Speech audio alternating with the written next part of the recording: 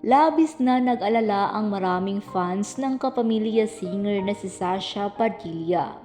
Kamakailan bumuhos ang mga mensahe ng panalangin at suporta para sa Divine Diva matapos niyang ilahad ang kanyang medical condition. Hindi nga inakala ng marami na may ganito palang kondisyon si Sasha.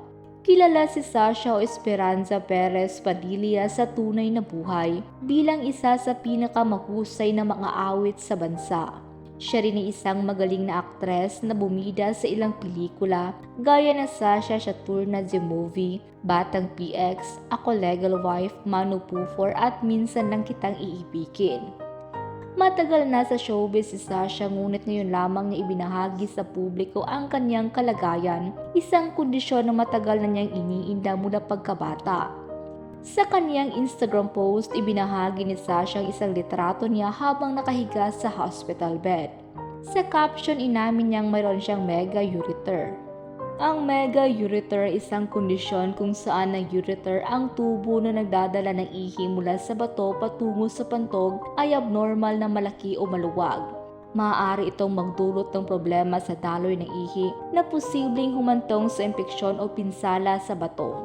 Ayon kay Sasha, simula pagkabata ang kondisyon niya ay naging sanhi ng paulit-ulit na UTI, kaya't nakasanayan na lamang niya ang pag-inom ng antibiotics.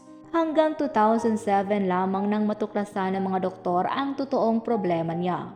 Kasunod nito agad siyang sumailalim sa operasyon upang itama ang kanyang kaliwang ureter. Subalit kahit pagkatapos ng operasyon patuloy pa rin siyang nakakaranas ng impeksyon. Noong nakaraang taon lamang sobrang lumala ang kanyang impeksyon na halos hindi na magamot. Nagtuloy-tuloy ang ganitong kalagayan ngayong taon at mas tumindi pa ang kondisyon dahil hindi na rin tinatanggap ng kanyang katawan ang karamihan sa mga antibiotics. Hanggang sa narinig umano niya na pumupunta ang maraming tao sa Singapore para sa kanilang medikal na pangangailangan. Kaya sa tulong ng kanyang kaibigan na si Alice Eduardo, nakahanap siya ng magaling na doktor na gumagamot sa mga kondisyon niya. Kasunod nito, sumailalim si Sasha sa laparoscopic surgery sa isang ospital sa Singapore. Pag-amin ni Sasha, hindi naging madali ang kanyang operasyon dahil naoperahan na siya noon.